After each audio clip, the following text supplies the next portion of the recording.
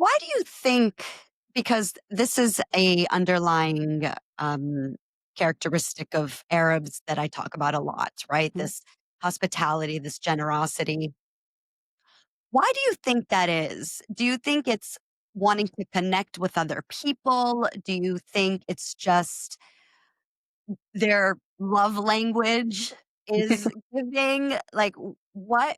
Because it's such a huge characteristic of Arabs, but why do you think it is, if we can dig a little deeper?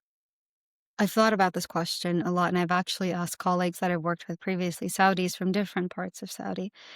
In my opinion, I think it falls into two different categories. It's so our culture is very deeply rooted in religion, in Islam, and our Islamic values, and taking care of each other and supporting each other. And generosity is a huge aspect of the religion as a whole. So I think that's one aspect to it. And as Saudis, no matter how much we develop, no matter how much we diversify the economy, no matter how, large scale our projects are internationally, we never lose touch with who we are, our culture, our values. And another aspect to it is the Arabian Peninsula, prior to, when we're talking 300 years ago, there was a lot of migration. There was a lot of people coming in and out. And even during the first Saudi state, there was a lot of migration from different landscapes, for weather reasons, for whatever it may be. So there was always an open door policy that we had as Arabs and as Saudis more specifically. So I spoke with a friend of mine who's from Mecca originally.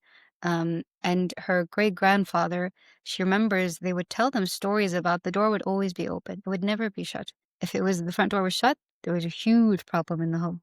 And they would always people in, serve them, house them overnight. Are you traveling through, the holy city? Where are you going? There's always a room available for guests. And if that door is shut, there's going to be an argument in the house. It's always been that culture of how can we, accommodate you, come in, be welcome. And I think based off of the religious values and based off of the idea of, migration happening a lot in the Arabian Peninsula, we never lost touch with that culture. Even to this day, we've seen it develop for the modern world, but we've never lost touch of that culture and that value. So I think those are the two reasons, in my opinion. I'm not an expert, but that's what I believe.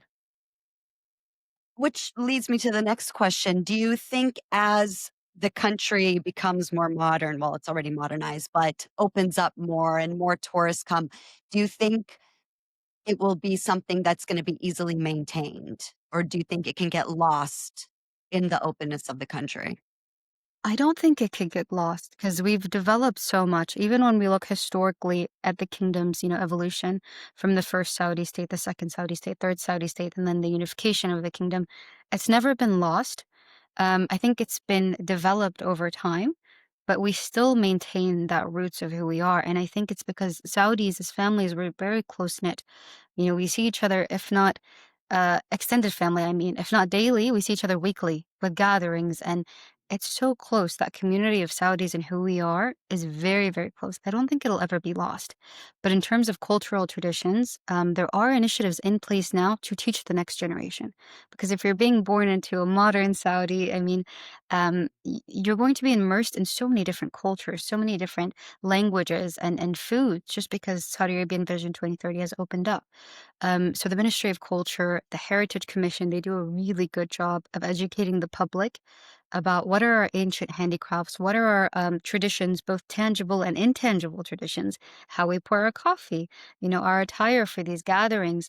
And I think when you're constantly surrounded by this messaging of who you are, the culture outside of your home and also in your home within your family, I don't think it's lost. And I think it's something we pass down from generation to generation. And I don't see it ever being lost.